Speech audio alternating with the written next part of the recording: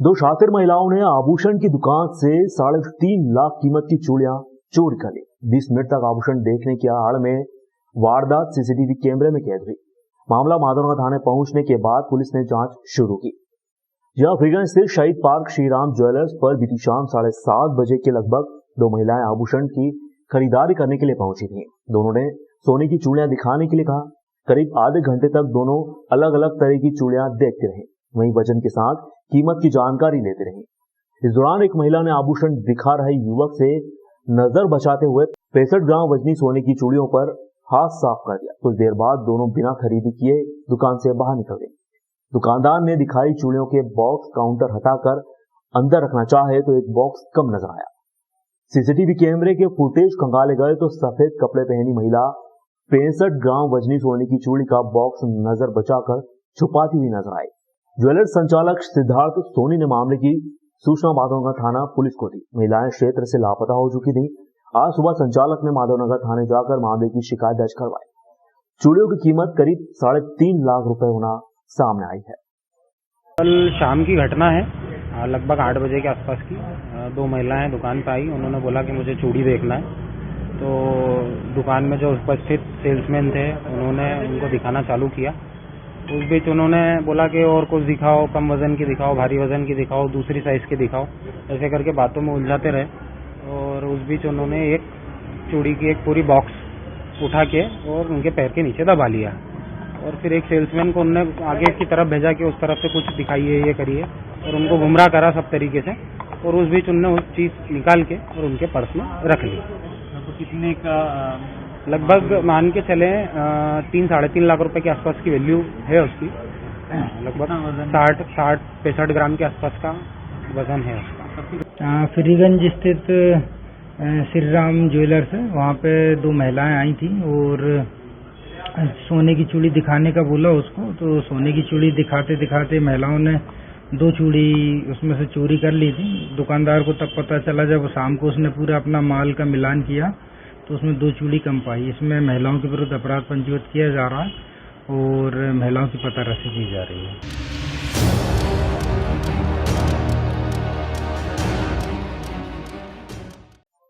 उज्जैन के लोकायुक्त पुलिस द्वारा आज नागदा तहसील के पटवारी जितेंद्र सिंह राणावत को जमीन के एक मामले में नाम चढ़ाने के एवज में 7,000 रुपए की रिश्वत लेते हुए पटवारी के निवास से गिरफ्तार कर उनके हाथ धुलवाए गए। इस संबंध में लोकायुक्त निरीक्षक बसंत कुमार ने बताया कि फरियादी विश्व प्रताप सिंह ने 8 जून 2022 को पटवारी जितेंद्र सिंह के द्वारा रिश्वत मांगे जाने की शिकायत दर्ज करवाई थी।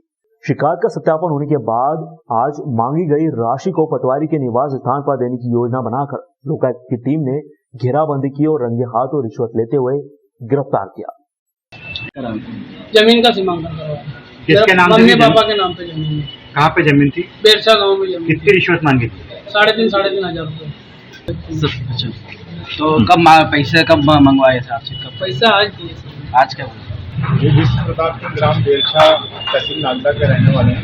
18 जून 2022 को लोकायुक्त उज्जैन को शिकायत किया उनके पिताजी और माता नजर सिंह और ललिता कुमार बाई के नाम जो कृषि भूमि ग्राम बेरछा में उसका सीमांकन करने के लिए और रिपोर्ट प्रस्तुत करने के लिए पटवारी के द्वारा जितेंद्र सिंह राणावत द्वारा 5,000 रुपये कुल 10,000 रुपये की मांग की जा रही है। जिसके सत्यापन में भी निरीक्षक बसंत श्रीवास्तव द्वारा किया गया, जिस पर यह पाया गया कि इन्होंने 3,500 दोनों में सीमांकन के लिए रिपोर्ट प्रस्तुत करने के लिए मांगे थे। कुल 7,000 रुपये लेकर उन्होंने आज 7 तारीख को अपने निजी आवास में या किराए के आवास में या नाका दिलाया था, जिस पर एक ट्रैप ऑर्गेनाइज किया गया और आज उन्हें अपने किराए के आवास में रुपए लेते हुए रंगे हाथों पकड़ा है। उनके विरुद्ध धारा 7 भ्रष्टाचार निवारण अधिनियम का पंजीबद्ध किया गया है और मौके पर अभी कार्रवाई जारी है।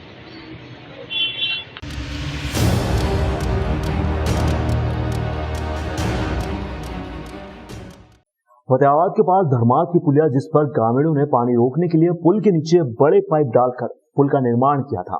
बरसात के सीजन में वह खुले रहेंगे और उसका पानी सीधा गंभीर डैम में आने से पानी की आवक चालू रहेगी। गंभीर डैम में पानी का स्तर बढ़ जाएगा। खाना पुणे तो किलो बोलो गंभीर मैया की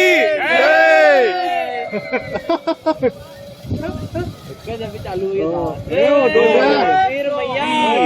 जय दोबारा चालू हो चुका है अभी। मंगलवार को शहर में भी पानी बरसा था और मंगलवार को गंभीर डैम के कैचमेंट एरिया में इंदौर साइड से लगा के और गंभीर के अपने कैचमेंट एरिया में पानी गिरा था।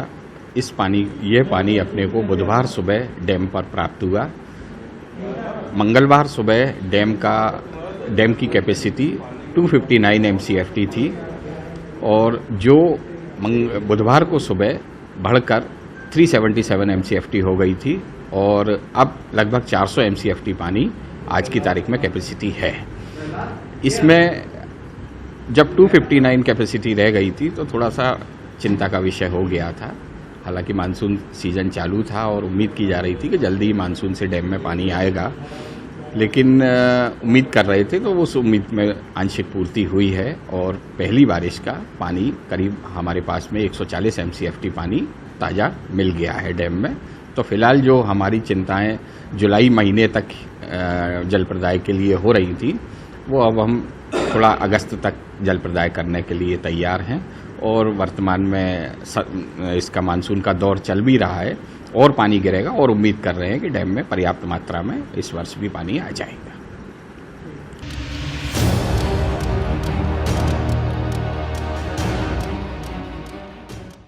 उज्जैन के पुलिस कंट्रोल रूम में गुरुवार को देश के 3 राज्यों के डीएसपी भीड़ नियंत्रण व यातायात व्यवस्था को लेकर चल रहे कार्यक्रम में प्रशिक्षण लेने पहुंचे। उक्त प्रशिक्षण उज्जैन के पूर्व एसपी व रिटायर्ड डीआईजी मनोहर वर्मा द्वारा दिया गया। वर्मा ने सभी डीएसपी को सियस्त आयोजन व उसकी योजनाओं के संबंध में जानकारी दी। रिटायर्ड डीआईजी ने तीनों राज्यों के डीएसपीओं को आने वाले भविष्य के लिए शुभकामनाएं प्रेषित की। पूरा आपने अपने व्यवसायिक दक्षता को लगाया है और कोशिश की है अपनी तरफ से कि ये इवेंट बहुत अच्छा हो, तो वो एक संतोष हमेशा आपके साथ में रहेगा। और जब आप बहुत अच्छा काम करते हो तो निश्चित तौर पे वो फिर लोगों को दिखता भी है कि हाँ ये किस तरह से स्ट्रीमलाइंड रूप में हुआ। तो ये हमेशा मान करके चलिएगा, किसी कार्यक्रम की सफलता असफलता जो है वो आपके इस काम को बताने के लिए केवल एकमात्र पैमाना नहीं है, क्योंकि बहुत सारे इवेंट तुम देखोगे कि सफल हो जाएंगे, लेकिन इसका ये मतलब नहीं कि उन सब में प्लानिंग बहुत अच्छी थी, उन सब में एग्जीक्यूशन बहुत अच्छा था, उन सब में टीम वर्क बहुत अच्छी थी।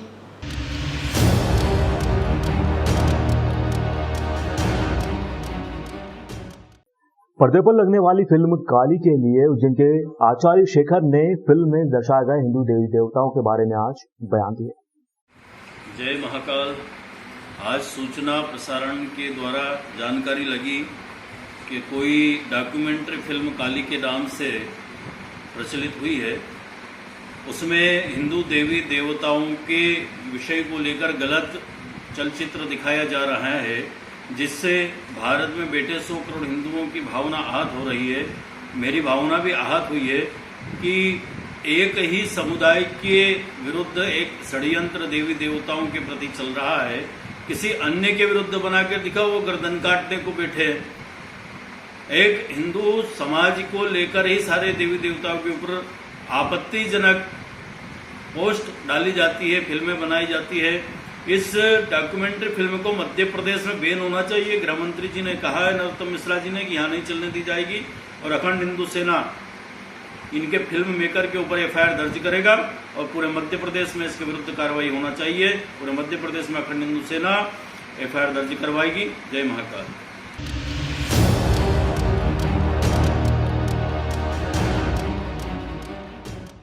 जीवाजगंज थाना पुलिस ने मतदान के दौरान पीठासीन अधिकारी से बहसबाजी करने व मतदान में व्यवधान पहुंचाने के मामले में कांग्रेस नेत्री नूरी खान के खिलाफ शासकीय कार्य में बाधा का प्रकरण दर्ज किया है। बताया जा रहा है कि वार्ड 13 के बूथ क्रमांक 133 पर नूरी खान पहुंची थी, जहां उन्होंने मतदान को लेकर आपत्ति दर्ज करवाई। इसके चलते पीठासीन अधिकारी से उनकी बहस भी हो गई। कुछ देर के लिए मतदान प्रक्रिया में व्यवधान हुआ।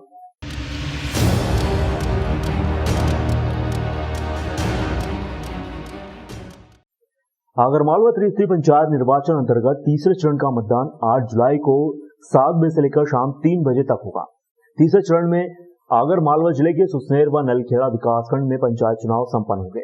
जिला एवं पंचायत सदस्य, पंच, सरपंच के पदों के लिए मतदाता वोट डालेंगे। इसके लिए कुल 162 मतदान केंद्र बनाए गए हैं। गुरुवार को डग रोड स्थित ITI भवन से मतदान दल 20 बसों के माध्यम से निर्धारित रूट चार्ट अनुसार मतदान केंद्रों के लिए रवाना हुए। पंचायतों के आम निर्वाचन हेतु पंच, सरपंच, जनपद पंचायत सदस्य, जिला पंचायत सदस्य का निर्वाचन प्रत्यक्ष मतदान प्रणाली से मतपत्र, मतपेटी के माध्यम से संपन्न होगा। मौसम के आधार पर कुछ ऐसे हमारे मतदान केंद्र हैं 4-5 जिनमें बीच में नाला है, वहाँ हमने मतदान केंद्र पर अलग से बल बढ़ाया ताकि इन इमरजेंसी में अगर हम लोग नहीं आ पाते हैं तो हमारा जो सुरक्षा बल है वो पर्याप्त व्यवस्थाओं के साथ मतदान करा सके। तो मैं चूंकि आप सभी को बहुत बहुत शुभकामनाएं देना चाहता हूं, आपको बधाई, शुभकामनाएं कि आप लोग इस पावन पर्व पर आप जो है सहभागिता निभा रहे हैं और मैं उम्मीद करता हूं कि आप बेहतर कार्य करेंगे ताकि मध्य प्रदेश पुलिस की एक छवि जो बनी हुई है वो बरकरार रहेगी। ठीक है, मैं अब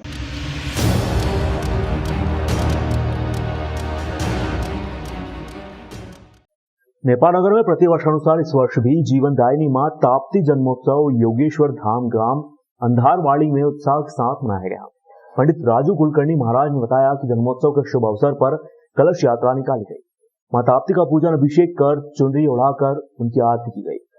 इसके पश्चात महाप्रसादी का कार्यक्रम हुआ। इसमें नेपानगर, अंधारवाड़ी, भातखेड़ा व बदनापुर के हजारों श्रद्धालु उपस्थित हुए।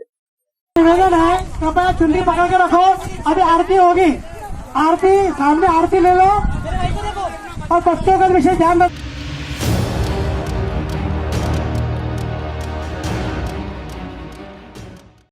राजगढ़ जिले के ब्यावरा शहर में नगरीय निकाय चुनाव के प्रथम चरण का मतदान संपन्न होने के बाद 52 मतदान केंद्रों से लाई गई ईवीएम को प्रत्याशियों की मौजूदगी में स्ट्रांग रूम में रखकर सील बंद कर दिया। ब्यावरा एसडीएम संजय उपाध्याय ने जानकारी देते हुए बताया कि पीजी कॉलेज में बनाए गए स्ट्रांग रूम में सीसीटीवी कैमरे की निगरानी में ईवीएम को रखा गया है। वहीं सभी प्रत्याशियों की मौजूदगी में स्ट्रांग रूम को सील कर दिया गया। इस मौके पर तहसीलदार महेंद्र प्रताप सिंह किरार, नगर पालिका सीएमओ सुषमा धाकड़, सब इंजीनियर रुपेश कुमार नेताम सहित अन्य अधिकारी भी मौजूद है। ब्यावरा में आज सुबह 7 बजे 52 मतदान केंद्रों में मतदान प्रारंभ हुआ। इसके पहले मॉकपोल की प्रक्रिया पूर्ण कराई गई हमारी टीम के द्वारा और फिर शाम को 5 बजे तक 69.2% मतदान शांतिपूर्वक संपन्न हुआ और इसके लिए 6 sector officer, 6 police officer, 2 general magistrate, इस तरह हमारा पूरा टीम काम करती रही दिन में। राजगढ़ जिले के नरसिंहगढ़ तहसील में त्रिस्तरीय पंचायत निर्वाचन के अंतिम चरण में होने वाले मतदान के लिए 362 मतदान केंद्र बनाए गए। इसमें 61 मतदान केंद्र संवेदनशील एवं 37 मतदान केंद्र अति संवेदनशील थे। शासकीय हायर सेकेंडरी स्कूल में मतदान दलों को मतदान सामग्री का वितरण कर मतदान केंद्र की ओर रवाना किया जा रहा है। निर्वाचन अधिकारी द्वारा मतदान दलों के पीठासीन अधिकारियों से अवैधता की शिकायत मिल रही है। निर्वाचन की प्रक्रिया को शांतिपूर्ण तरीके से संपन्न कराने हेतु सेक्टर एवं नोडल अधिकारी नियुक्त किए गए। हाँ मैम, इन्होंने इतना ही कहा था पीठासीन अधिकारी दुष्यंत राणा ने कि हमको कब सामग्री मिलेगी। इतने में यहाँ के एसडीएम महोदय द्वारा कहा गया है कुत्ते और अपशब्द शब्दों का प्रयोग किया और अभी तक हम अब 1 बजने वाले किसी को कोई सामग्री नहीं मिली। तमाम तरह की जो परेशानियाँ आ रही, यहाँ जो सामान दिया गया है वो अपर्याप्त थे और यहाँ पे अंदर करवाने की तक भी एसडीएम धमकी दे रहा है।